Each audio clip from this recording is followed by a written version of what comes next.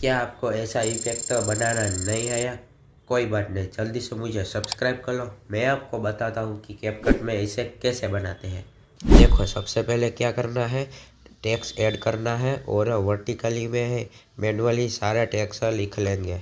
जो भी ईयर लिखना चाहते हो वहाँ से आप लिख सकते हो। उनके बाद 2015 को सेंटर में रखना है और एक की फ्रेम लगा दूंगा और थोड़ा आगे जाके मैं पूरा ऊपर ड्रैग कर दूंगा और 2026 तक ले आऊँगा। बाद में इसको मैं एक्सपोर्ट कर दूंगा।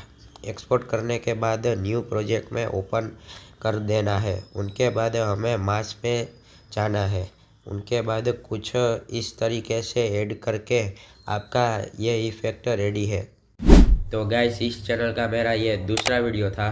तो कैसा लगा वो कमेंट में बताएं और मेरी चैनल को सब्सक्राइब करें ऐसी टिप्स एंड ट्रिक्स जानने के लिए।